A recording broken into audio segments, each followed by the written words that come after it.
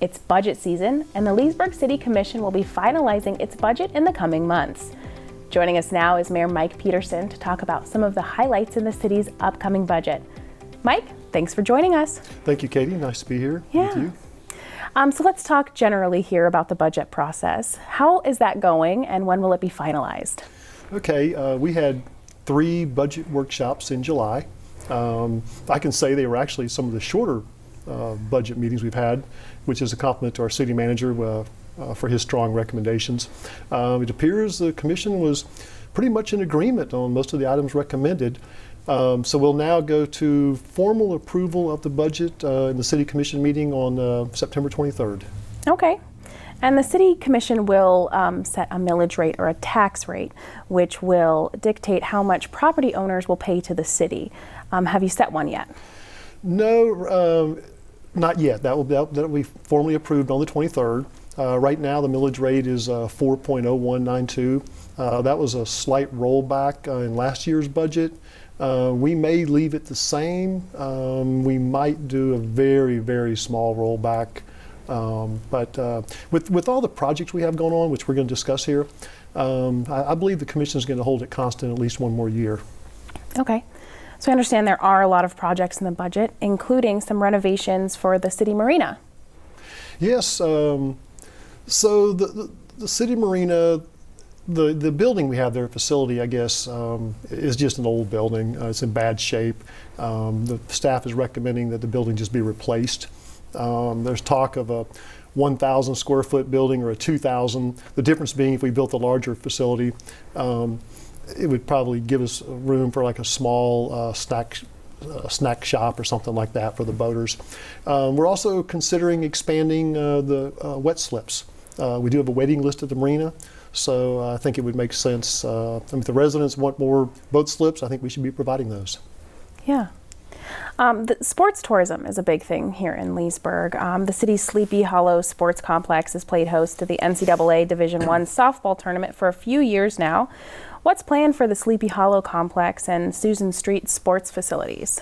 Okay, so as you know, we did host the women's Big Ten, and it was very successful. We've actually hosted it 2 years in a row, and I think in light of that, that's led to a lot of discussion on taking Sleepy Hollow more in the direction of a softball complex, and then in the same breath, I'll come back to that, and in the same breath, taking Susan Street and making it really versatile fields that would be football, soccer, lacrosse. The idea is the facilities would be large enough to then use them for sports tourism, bring people in. I also think it's good for our youth, to play on better fields, experience first-class facilities.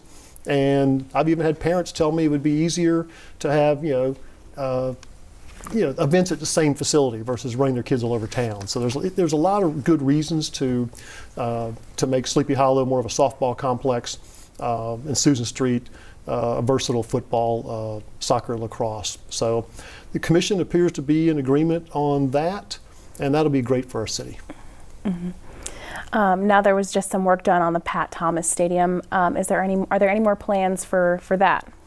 Yes, Pat Thomas Stadium, believe it or not, it was built in 1937. And wow. It was, I'm sure there's been work along the way, but it was due for some repairs and makeover. And the City Commission did approve a fair amount of money in last year's budget. The stadium was greatly improved. I've said this before, if you're going to do a project, I've always felt like I'm fiscally responsible, but I'm also famous for saying, if you're going to do a project, do it right. And the volunteers at the stadium have some more recommendations they want. So I think we are going to go ahead and approve a few more dollars out there. My understanding is they want to improve the field some more. They need better fans up in the, air fans up in the stadium for the spectators. And I think the concession booth, my understanding, needs some more work. Mm-hmm. So that group does a great job out there. That's the home of the Leesburg Lightning and the Leesburg High Yellow Jackets. And if you've noticed it, since we did the prior renovations, it really looks nice. Yeah. Every time I drive by it or stop at that red light there and look at it, it looks great. I'm very proud of that. Yeah. Another park slated for improvements is the John L. Johnson Park. What's planned for that? Nothing too major, but if you've noticed at Venetian Center and there at Pat Thomas, the city's kind of come up with this new decorative fencing you see, and I think we're going to take that fencing, that model, and put it along Highway 441 and draw more attention to that park. And I think beyond that, really just resurfacing the basketball courts and just cleaning that park up a little bit. It's overdue, and the residents of Pine Street, that's what they want, so we're happy to deliver on that. Right.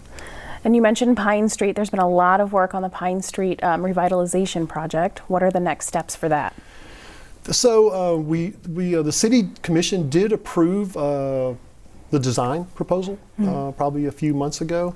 So the design is out for bid, and it's my understanding that you'll see construction renovation, not widening, but just construction renovation of Pine Street beginning this fall.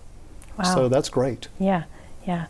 It looks like there's also some renovations coming to the partnership in the Leesburg Center for the Arts building. What can you tell me about those?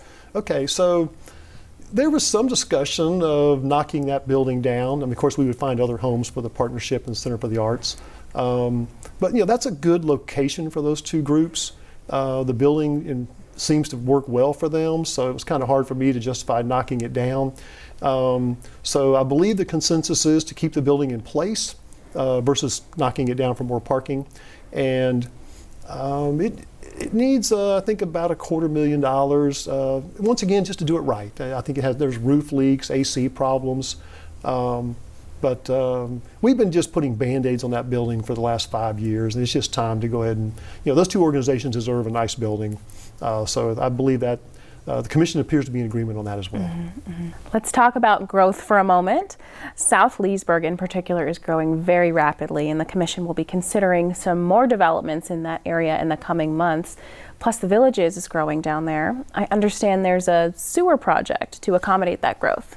Yes, you referenced all the growth down there. It's tremendous. The Villages will be breaking ground this fall, or selling homes, I guess, this fall. So it is amazing, plus all the other developments. All municipalities like us, have a duty to provide, basic services, water, sewer, police, fire. In our case, in South Leesburg, with all this tremendous growth, we have had to, not a sexy subject, but we've had to greatly expand our sewer facility down there in Okahumpka. And we actually just closed on a $30 million bond to fund that. With the growth down there, by the time we finish the expansion, we'll probably have to expand it again. But that's a good problem for our city, that we are growing. People want to move here. Once budget season is over, it's election season, but there's a change in districts this year. Can you explain that? Okay, so with the growth in our city, specifically to the south, we felt like we needed to, the City Commission felt like we needed to go from 3 districts and 2 at large to 5 districts to more fairly, better have representation for the entire city, the entire community. That was a referendum in the November 2020 election. It was approved by the residents of Leesburg. The Commission approved that ordinance. So we now have 5 districts in Leesburg. Let's see, so districts 1 and 2 now are represented by Dan Roebuck and John Christian, who term out. So we have actually 2 candidates running for both of those seats. District 4 is my district, and luckily I was unopposed in this coming up election, so I will be continuing on City Commission for another 4 years. But the key there is being sure we have representation throughout our entire city, and every area of our city is properly represented. Right, right. Mike, thank you so much for being here. I really appreciate it. No, thank you, Katie. Always good seeing you. Thank you. Yes.